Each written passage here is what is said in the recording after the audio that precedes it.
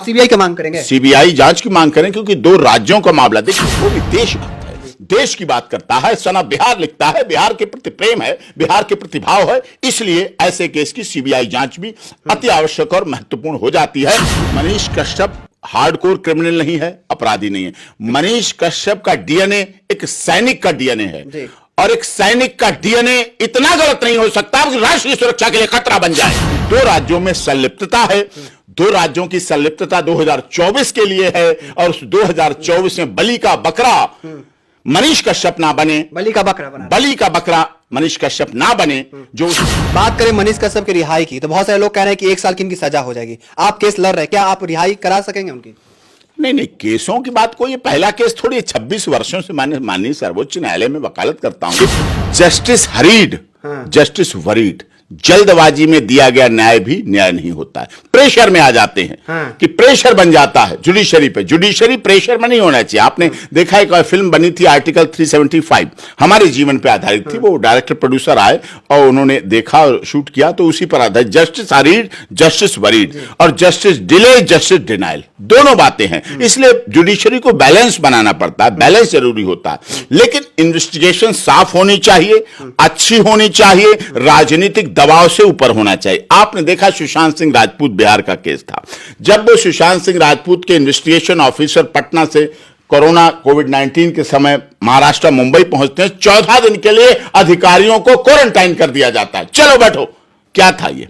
सुशांत सिंह राजपूत नायक था, हीरो था, पूर्वांचल का था, प्रवासी था मुंबई के लिए, उनके भाई भतीजाबा से ऊपर था, उनके उस सिस्टम से अलग था, बाहर से निकल के आया था, तो उसको मार दिया गया, वहां मौत हुई उसकी। लेकिन उसकी जांच में भी क्या हुआ, क्या हो रहा था? जांच अधिकारियों पे महाराष्ट्र पुलिस। तो राज्यों को या तो कोऑपरेटिव नॉर्मल रहना चाहिए। अब तमिलनाडु और बिहार इतना कोऑपरेटिव हो गए कि दोनों जगह एफआईआर।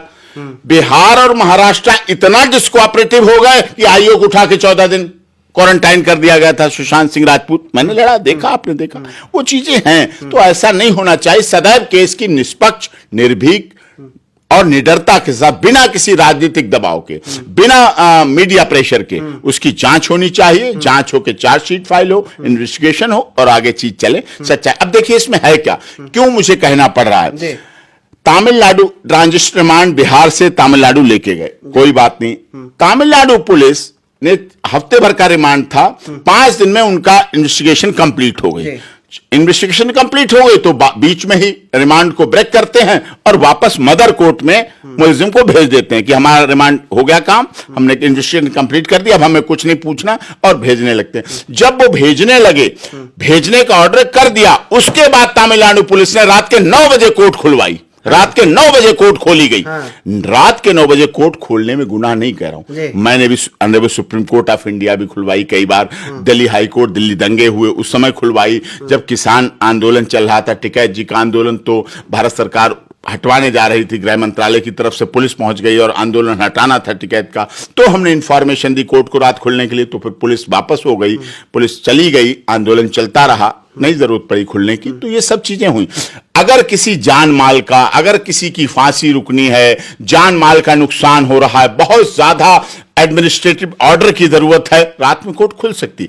लेकिन पुलिस कस्टडी में रहते हुए उस व्यक्ति को, वो कस्टडी में ही था, वो रिलीज नहीं हो रहा था, वो बेल नहीं हो रही थी उसकी, उस समय रात में 9 बजे कोर्ट खुली, एप्लीकेशन लगी, और उसके बाद उसको वहां सुबह के लिए रखा गया। और सुबह यहां हमारी फाइलिंग होती है सुप्रीम कोर्ट में, और वहां सुबह उस पर रासुका लगा दी जाती है, राष्ट्रीय सुरक्षा कानून, आनंद फानन में, जल्दबाजी में, कि सुप्रीम कोर्ट से रिलीफ ना मिल जाए, वहां से ना हो जाए, ये तो वापस जा रहा है।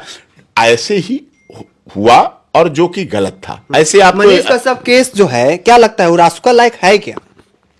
नहीं, होता नहीं है। कई बार आपको एक दृष्टांत बताता हूं मध्य प्रदेश का। मध्य प्रदेश में एक कंप्यूटर बाबा करके हुए थे। कंप्यूटर बाबा भारतीय जनता पार्टी में भी राज्य मंत्री का दर्जा प्राप्त थे, बाद में परिस्थितियां बदली, वो कांग्रेस में भी राज्य दर्जा प्राप्त थे, वो भारतीय जनता पार्टी में बाद में आ गए, वो कांग्रेस के थे बाबा। अब क्या हुआ, शिवराज सिंह चौहान अभी चीफ मिनिस्टर थे, उन्हें उनसे नाराजगी हो गई, उन्होंने दे एफआईआर लगा दी कंप्यूटर बाबा पे। वहां गए, दिग्विजय सिंह के बहुत अच्छे नजदीक थे, मिले हुए थे, संपर्क थे, लोगों ने अप्रोच किया, फिर वहां जाना पड़ा। गया, मैं इंदौर गया, वहां एक में बेल कराएं, दूसरे में बेल कराएं, जैसे ही बेल करा के रिलीज ऑर्डर जेल में पहुंचे, वैसे दूसरी एफआईआर का प्रोडक्शन वारंट पहुंच जाए। ये लगातार 3-4 दिन तक सिलसिला चलता रहा। अंततः बाद में वो छूटे, उन्हें बाहर निकाला गया और लेके आए, फिर भी केस बाद में पेंडिंग रहे। तो इस तरह जब सरकार का थोड़ा सा नजरिया टेढ़ा हो जाता है तो व्यक्ति के लिए प्रॉब्लम ये हो जाती है। और विषय यही सबसे महत्वपूर्ण है कि 1 महीने की पीसी कस्टडी के दौरान ऐसा क्या किया, या तो वो काम पहले किया था या फिर 1 महीने में तो नहीं किया था जो राष्ट्रीय सुरक्षा कानून एनएसए लगाया जाए उस पर। मनीष ने पत्रकारिता की।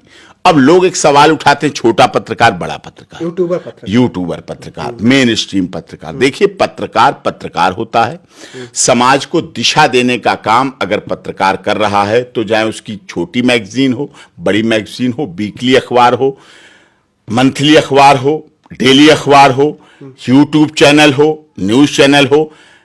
इस देश में तो आपने ऐसे ऐसे बड़े पत्रकार देखे हैं जो प्राइम टाइम देते थे, आज वो यूट्यूबर हैं।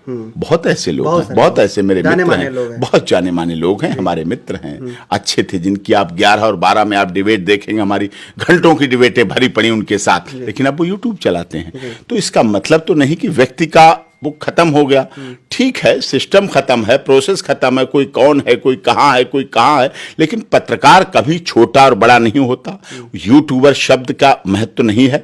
पत्रकार होता है, यूट्यूबर पत्रकार हो, मेन स्ट्रीम मीडिया का पत्रकार हो, किसी तरह का तो साधन है, ये खबर भेजने का साधन है। यूट्यूब हुआ, ये तो एक सोर्स ऑफ है, किस तरह से आ रही। कहीं पहले आप देखते थे यही लोग हमारे ऑफिस के सामने उसकी ओबी वैन की लाइन लग जाती थी, बहुत लाइन से ओबी वैनें खड़ी हो जाती थी, चल रहे हैं उनके इंजन, दर जनरेटर चल रहे हैं, भीड़, ट्रैफिक जाम है।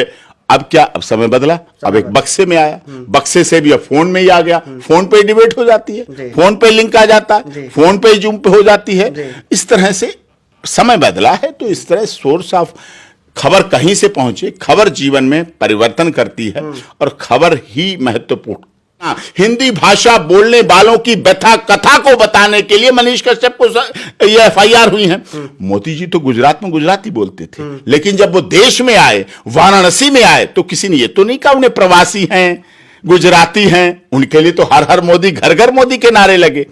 और अब मोदी जी पूरे देश में जाते हैं, सांसद है वाराणसी के, पूरी दुनिया में जाते हैं, लंदन जाते हैं, चीन, जापान, अमेरिका, सब जगह जाते हैं और खुलेआम हिंदी में बोलते हैं और हिंदी में भाषण देते हैं, यूएनओ में हिंदी में बोलते हैं और हिंदी भाषा को सम्मान करने के लिए संघर्ष है। उस देश के प्रधानमंत्री के काल में हिंदी की समर्थन करने वाले, हिंदी की वकालत करने वाले के खिलाफ अगर रासुका लगती है तो वो दिन देश के लिए और हिंदी वालों के लिए, हिंदी भाषियों के लिए, प्रवासियों के लिए, मजदूरों के लिए, पूरे पूर्वांचल, अरुणाचल, मेघालय, मणिपुर, बिहार, झारखंड, छत्तीसगढ़, उत्तर प्रदेश के लोगों के लिए काला दिवस है। वो काला दिवस अगर इस आधार लगता है कि ये इसी के लिए उनको पे लगाया गया है, सिद्ध हो रहा है ना, देख नहीं रहे आप। ये क्या, उसने क्या किया? कोई चोरी की, कोई डकैती डाली, कोई मर्डर किया, कोई फ्रॉड किया, कहीं वो बाहर बैठा है, कोई बैंक घोटाला किया उसने, कोई और अपराध है, कोई किसी तरह का और एफआईआर। यही तो एफआईआर है, बोलने की सजा। हिंदी भाषियों के पक्ष में भारत में, हिंदुस्तान में हिंदी भाषी बोलने की सजा है। हम देश में प्रतिवर्ष हिंदी दिवस मनाते हैं, एक दिन हिंदी दिवस मनाते हैं, लेकिन आज जरूरत है कि हर दिन हिंदी दिवस मनाना पड़ेगा।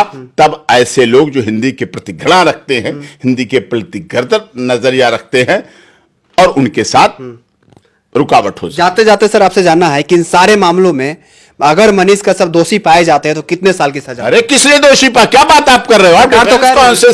सरकार कहती रहती, सरकार हाथरस में भी कह रही है, सरकार किसान आंदोलन में कह रही, सरकार रामपाल के लिए कह रही थी हमारे केस, सरकार स्वामी चिन्मयानंद के लिए भी कह रही थी, सरकार कंप्यूटर बाबा के लिए कह रही थी, सरकार तो दिल्ली में गृह मंत्रालय, यहाँ के दिल्ली सरकार के कितने मंत्रियों को, हमारे विधायकों को बंद कर दिया गया है। आम आदमी पार्टी के हमारे क्लाइंट थे, बेल कराई, रिलीज हुए, सब बाहर है। ऐसे सरकार कहती रहती, सरकार कहने से क्या होता कि सजा हो जाएगी? बेल नहीं होगी। Bail is rule, bail is a rule, jail is denial. Jail is exception case में आप जेल भेजेंगे, बेल इज रूल अधिकार है, हमारा फंडामेंटल अधिकार है। आप बेल की कंडीशन मांगेंगे, परमानेंट रेजिडेंट हो, क्रिमिनल रिकॉर्ड ना हो, नहीं है, बिहार का परमानेंट रेजिडेंट है रहने वाला। अब बेल इसलिए थोड़ी रोक दी जाएगी, उसने लिख रखा है Manish Kashyap son of Bihar. Iron lady भी रही इंदिरा गांधी, लौह पुरुष सरदार पटेल भी रहे, 10 सुंदरी फूलन देवी भी रही, उसकी बेल नहीं हुई। सजा नहीं होने देंगे आप मनीष कश्यप? सजा का मतलब ही नहीं है, सजा का मतलब नहीं है।